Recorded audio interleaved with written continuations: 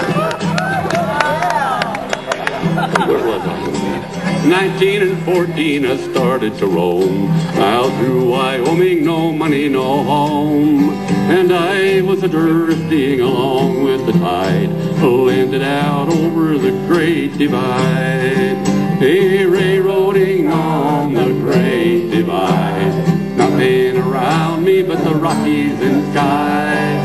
It's there you find me as years go by, railroading on the Great Divide.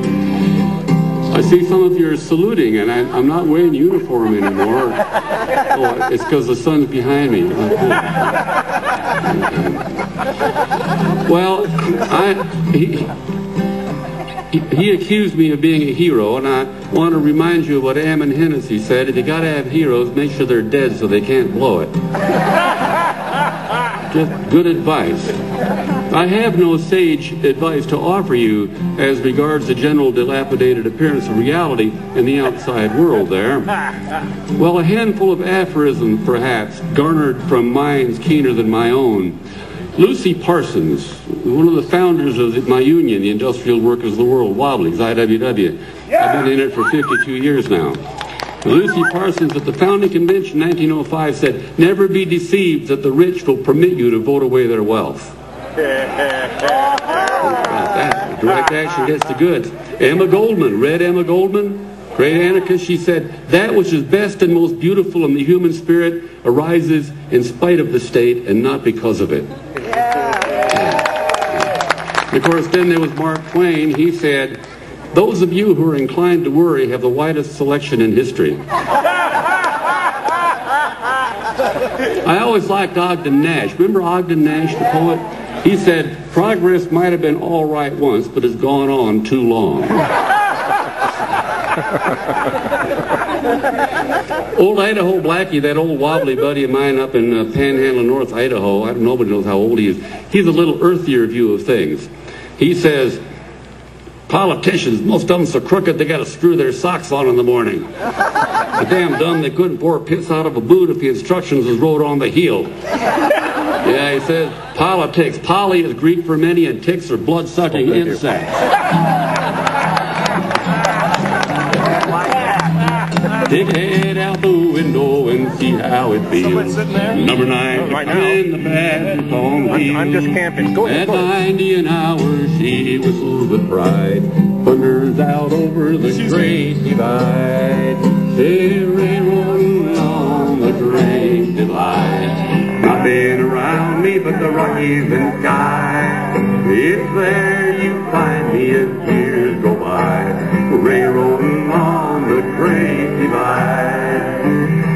I have never seen a greater profusion of vehicles in my life as I see around here now. Big ones, little ones, mainly big ones.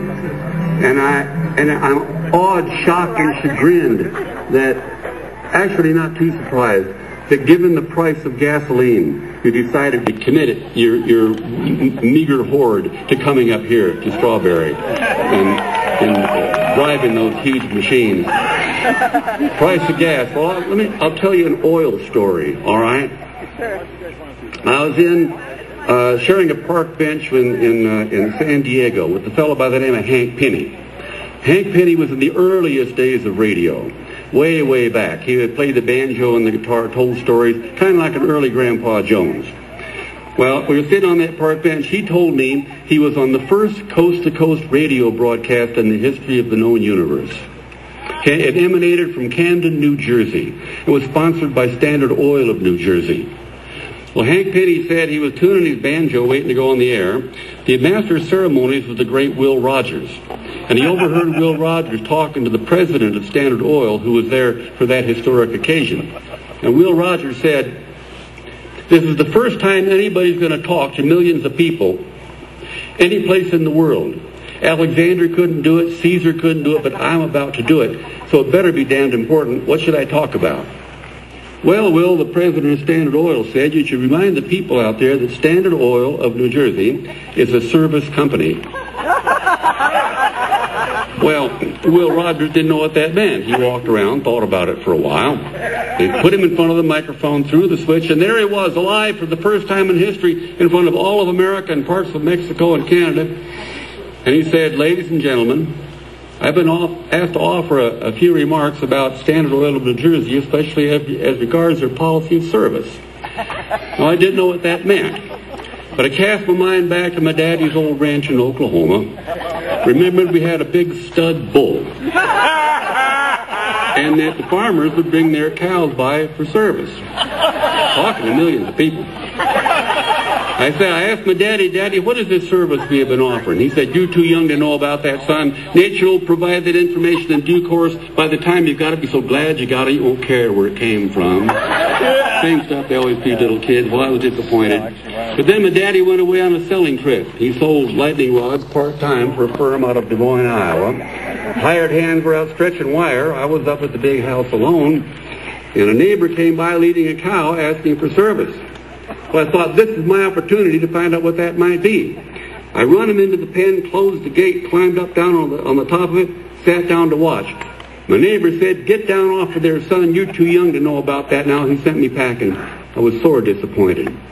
But I knew that round back of that pen was a high board fence. And in that fence was some knot holes. I snuck around quiet and I rolled some cordwood up against the fence. I clambered up on it, put my eye in one of the knot holes, and I peered through. And ladies and gentlemen, I saw exactly what it is Standard Oil's been doing to the people all these years.